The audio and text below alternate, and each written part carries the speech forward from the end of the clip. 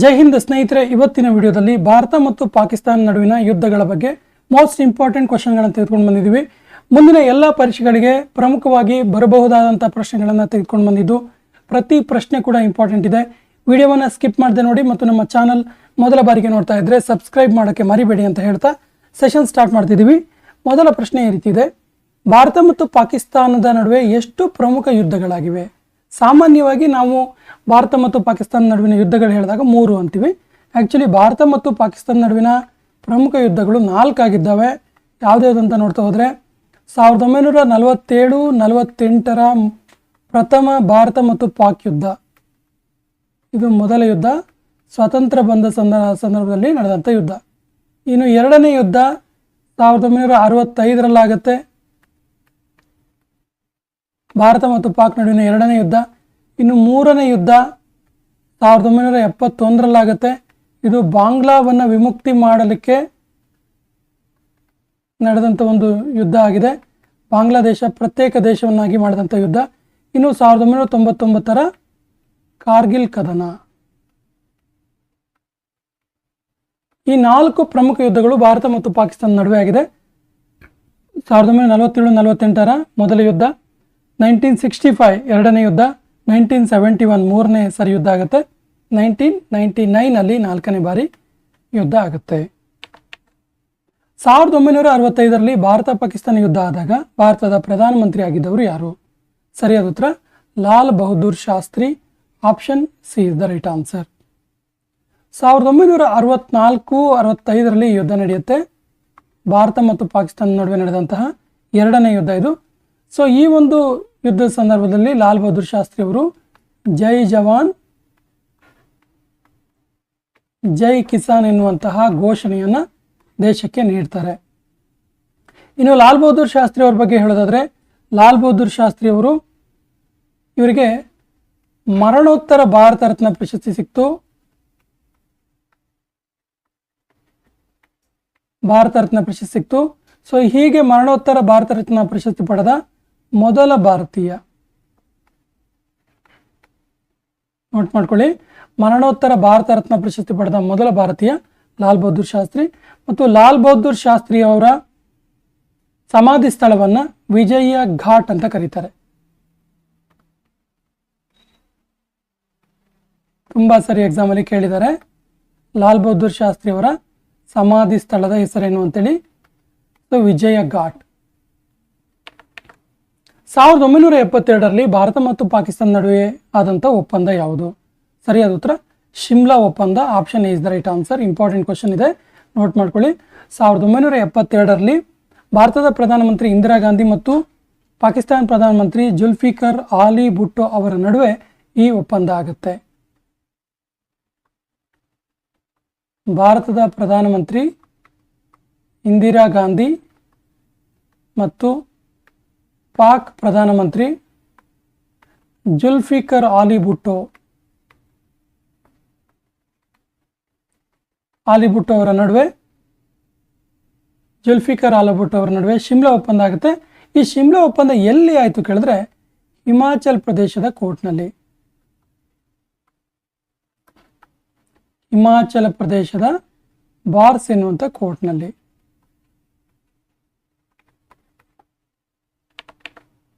ಈ ಕೆಳಗಿನ ಯಾವ ಯುದ್ಧವು ಬಾಂಗ್ಲಾದೇಶಕ್ಕೆ ಪ್ರತ್ಯೇಕ ದೇಶದ ಸ್ಥಾನಮಾನ ನೀಡಿತು? ಸರಿ ಉತ್ತರ 1971ರ ಭಾರತ ಮತ್ತು ಪಾಕಿಸ್ತಾನ ಯುದ್ಧ ಬಾಂಗ್ಲಾದೇಶಕ್ಕೆ ಪ್ರತ್ಯೇಕ ದೇಶದ ಸ್ಥಾನಮಾನವನ್ನು ನೀಡಿತು. ಆ್ಯಕ್ಚುಲಿ 26 ಮಾರ್ಚ್ 1971ರಂದು ಬಾಂಗ್ಲಾ ಒಂದು ಪ್ರತ್ಯೇಕ ದೇಶ ಆಯಿತು. ಬಾಂಗ್ಲಾ ಒಂದು ದೇಶವಾಗಿದ್ದು. ಸೊ ಇದರ ಮೊದಲ ಪ್ರಧಾನಮಂತ್ರಿ ಯಾರು ಕೇಳಿದ್ರೆ ಶೇಖ್ ಮುಜಿಬುರ್ ರೆಹಮಾನ್.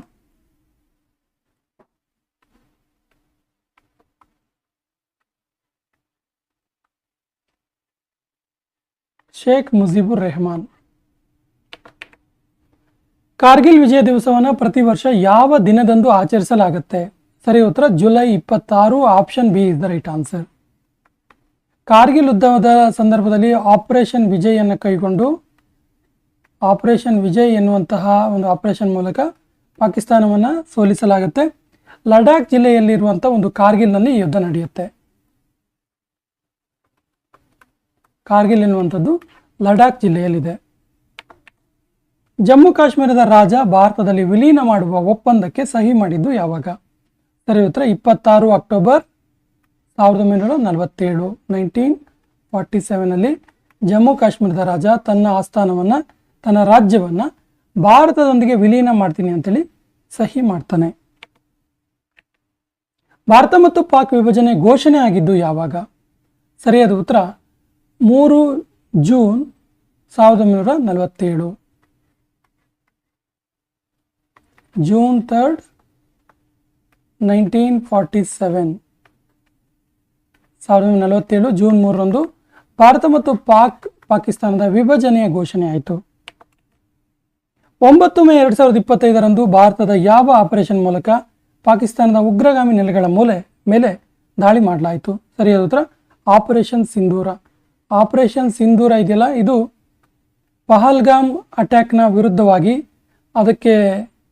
ಅದನ್ನು ಎದುರಿಸಿ ನಡೆದಂಥ ಒಂದು ಆಪರೇಷನ್ ಆಗಿದೆ. ಇದು ಪಾಕಿಸ್ತಾನದಲ್ಲಿಂದ 9 ಉಗ್ರರ ನೆಲೆಗಳ ಮೇಲೆ ನಡೆದಂಥ ಒಂದು ದಾಳಿಯಾಗಿದೆ. ಈ ಕೆಳಗಿನ ಯಾವ ಅಧಿನಿಯಮ ಪ್ರಕಾರ ಭಾರತ ಮತ್ತು ಪಾಕಿಸ್ತಾನ ಎರಡು ಪ್ರತ್ಯೇಕ ರಾಷ್ಟ್ರಗಳಾದವು?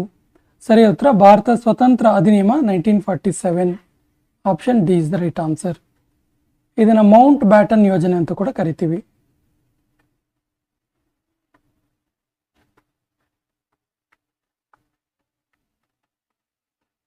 ಮೌಂಟ್ ಬ್ಯಾಟನ್ ಯೋಜನೆ. LOC ಲೈನ್ ಆಫ್ ಕಂಟ್ರೋಲ್ ಅಸ್ತಿತ್ವಕ್ಕೆ ಬಂದಿದ್ದು ಯಾವಾಗ? ಸರಿ ಉತ್ತರ 3 ಜುಲೈ 1972. ಲೈನ್ ಆಫ್ ಕಂಟ್ರೋಲ್ ಅಸ್ತಿತ್ವಕ್ಕೆ ಬಂದಿದ್ದು. ಕಾರ್ಗಿಲ್ ಯುದ್ಧದ ಅವಧಿ ಎಷ್ಟು? ಸೊ ಕಾರ್ಗಿಲ್ ಯುದ್ಧ ಎಷ್ಟು ದಿನಗಳ ಕಾಲ ನಡೆಯುತ್ತೆ ಹೇಳಿದ್ರೆ 2 ತಿಂಗಳು 3 ವಾರ 2 ದಿನ.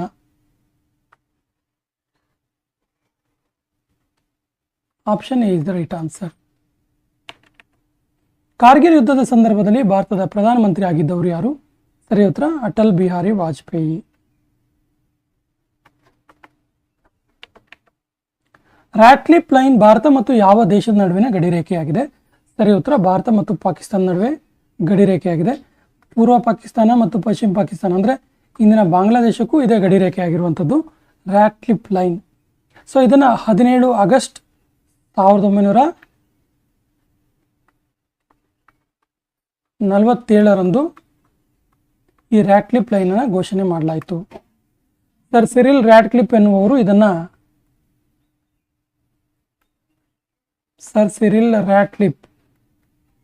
ಭಾರತ ಮತ್ತು ಪಾಕಿಸ್ತಾನ ನಡುವಿನ ಗಡಿರೇಖೆಯ ಒಂದು ಸಮಿತಿಯ ಅಧ್ಯಕ್ಷತೆ ವಹಿಸಿದ್ರು. ಭಾರತ ಮತ್ತು ಪಾಕಿಸ್ತಾನ ನಡುವಿನ ಕಾರ್ಗಿಲ್ ಯುದ್ಧದ ಕೋಡ್ ಏನಾಗಿತ್ತು? ಸರಿಯಾದ ಉತ್ತರ ಆಪರೇಷನ್ ವಿಜಯ್.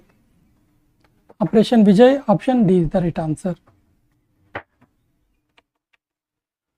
ಭಾರತವು ಪಾಕಿಸ್ತಾನದಿಂದ ಜಮ್ಮು ಕಾಶ್ಮೀರದ ಸಿಯಾಚಿನ್ ಗ್ಲೇಷಿಯರ್ ವಶಪಡಿಸಿಕೊಳ್ಳಲು ಯಾವ ಆಪರೇಷನ್ ಅನ್ನು ನಡೆಸಿತು? ಸರಿ ಉತ್ತರ operation Meghdoot. Option C is the right answer.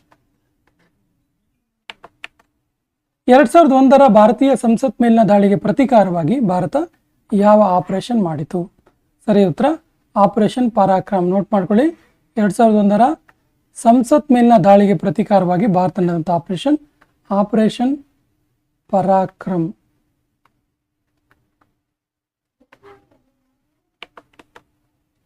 ಸಾವಿರದ 1971ರ ಭಾರತ ಪಾಕಿಸ್ತಾನ ಯುದ್ಧ ಸಂದರ್ಭದಲ್ಲಿ ಭಾರತದ ಪ್ರಧಾನಿಯಾಗಿದ್ದವರು ಯಾರು? ಸರಿ ಉತ್ತರ Indira Gandhi. Option B is the right answer. Bharat ಮತ್ತು ಪಾಕಿಸ್ತಾನ ನಡುವೆ ಶಿಮ್ಲಾ ಒಪ್ಪಂದ ಯಾವ ಯುದ್ಧದ ಬಳಿಕ ಆಯಿತು? ಸರಿಯಾದ ಉತ್ತರ 1971ರ ಯುದ್ಧದ ಬಳಿಕ ಶಿಮ್ಲಾ ಒಪ್ಪಂದ ಇಂದಿರಾ ಗಾಂಧಿ ಮತ್ತು ಜುಲ್ಫಿಕರ್ ಆಲಿ ಭುಟ್ಟೋ ಅವರ ನಡುವೆ ನಡೀತು. 1971ರ ಭಾರತ ಪಾಕಿಸ್ತಾನ ನಡುವಿನ ಯುದ್ಧ ಸಂದರ್ಭದಲ್ಲಿ ಭಾರತದ ಸೇನೆಯ ಮುಖ್ಯಸ್ಥರಾಗಿದ್ದವರು ಯಾರು? ಇಂಪಾರ್ಟೆಂಟ್ ಕ್ವಶನ್, ನೋಟ್ ಮಾಡ್ಕೊಳ್ಳಿ. Field marshal Manek Shaw. Option D is the right answer. ಮುಂಬೈನ ತಾಜ್ ಹೋಟೆಲ್ ಮೇಲೆ ದಾಳಿಯ ನಂತರ ಭಾರತ ನಡೆಸಿದ ಆಪರೇಷನ್ ಯಾವುದು? ಸರಿ ಉತ್ತರ ಆಪರೇಷನ್ ಬ್ಲ್ಯಾಕ್ ಟೊರ್ನಾಡೋ. ಭಾರತೀಯ ಸೇನೆಯು ಬಾಲಾಕೋಟ್ ಸ್ಟ್ರೈಕ್ಗೆ ಯಾವ ಕೋಡ್ ನೇಮ್ ಇಟ್ಟಿತು? ಸರಿ ಉತ್ತರ ಆಪರೇಷನ್ ಬಂದರ್. ಭಾರತ ಮತ್ತು ಪಾಕಿಸ್ತಾನ ನಡುವೆ ಮೊದಲ ಯುದ್ಧ ನಡೆದ ವರ್ಷ ಯಾವುದು? ಸರಿಯಾದ ಉತ್ತರ 1947 48ರಲ್ಲಿ ಫಸ್ಟ್ ಟೈಮ್ ಭಾರತ ಮತ್ತು ಪಾಕಿಸ್ತಾನದ ನಡುವೆ ಯುದ್ಧ ನಡೆಯುತ್ತೆ. ಕಾರ್ಗಿಲ್ ಯುದ್ಧದ ಸಂದರ್ಭದಲ್ಲಿ ಭಾರತೀಯ ವಾಯುಸೇನೆ ಯಾವ ಆಪರೇಷನ್ ನಡೆಸಿತು? ಸರಿಯಾದ ಉತ್ತರ ಆಪರೇಷನ್ ಸಫೇದ ಸಾಗರ್. ನೋಡಿ ಇಲ್ಲಿ ಗಮನಿಸಿ, ಕಾರ್ಗಿಲ್ ಯುದ್ಧಕ್ಕೆ ಆಪರೇಷನ್ ವಿಜಯ್ ಅಂತ ಕರೀತಾರೆ ಒಟ್ಟಾರೆಯಾಗಿ. ಈ ಸಂದರ್ಭದಲ್ಲಿ ವಾಯುಸೇನೆ ಒಂದು ಆಪರೇಷನ್ ನಡೆಸುತ್ತೆ, ಅದರ ಹೆಸರು ಆಪರೇಷನ್ ಸಫೇದ ಸಾಗರ. ಭಾರತ ಮತ್ತು ಪಾಕಿಸ್ತಾನ ನಡುವಿನ ಜಲ ಒಪ್ಪಂದಕ್ಕೆ ಮಧ್ಯಸ್ಥಿಕೆ ವಹಿಸಿದವರು ಯಾರು? ಸರಿಯಾದ ಉತ್ತರ ವರ್ಲ್ಡ್ ಬ್ಯಾಂಕ್, ವಿಶ್ವ ಬ್ಯಾಂಕ್.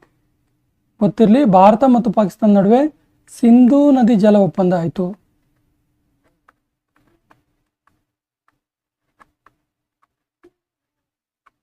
ಸೊ ಇದಕ್ಕೆ ಮಧ್ಯಸ್ಥಿಕೆ ವಹಿಸಿದ್ದು ವರ್ಲ್ಡ್ ಬ್ಯಾಂಕ್. ಇತ್ತೀಚೆಗೆ ಆಪರೇಷನ್ ಸಿಂಧೂರ ನಡೆಸುವ ಮುನ್ನ ಪಹಲ್ಗಾಮ್ ದಾಳಿಯ ನಂತರ ಭಾರತ ಸಿಂಧೂ ನದಿ ನದಿ ಜಲ ಒಪ್ಪಂದವನ್ನು ಕಡಿತಗೊಳಿಸಿದೆ. ಭಾರತ ಮತ್ತು ಪಾಕಿಸ್ತಾನ ನಡುವೆ 1960ರಲ್ಲಿ ಯಾವ ಜಲ ಒಪ್ಪಂದ ಆಯಿತು? ಆಪ್ಷನ್ಸ್ ಈ ರೀತಿ ಇದೆ: ಗಂಗಾ ನದಿ ಒಪ್ಪಂದ, ಸಿಂಧೂ ನದಿ ಒಪ್ಪಂದ, ಬ್ರಹ್ಮಪುತ್ರ ನದಿ ಒಪ್ಪಂದ, ಯಮುನಾ ನದಿ ಒಪ್ಪಂದ. ಸರಿಯಾದ ಉತ್ತರವನ್ನು ಕಮೆಂಟ್ ಬಾಕ್ಸಲ್ಲಿ ಕಮೆಂಟ್ ಮಾಡಿ ಮತ್ತು ನಮ್ಮ ಚಾನಲ್ ಮೊದಲ ಬಾರಿಗೆ ನೋಡ್ತಾ ಇದ್ದರೆ ಸಬ್ಸ್ಕ್ರೈಬ್ ಆಗೋಕ್ಕೆ ಮರಿಬೇಡಿ ಅಂತ ಹೇಳ್ತಾ ಇವತ್ತಿನ ಸೆಷನ್ ಕಂಪ್ಲೀಟ್ ಮಾಡ್ತಾ ಇದ್ದೀವಿ. ಜೈ ಹಿಂದ್.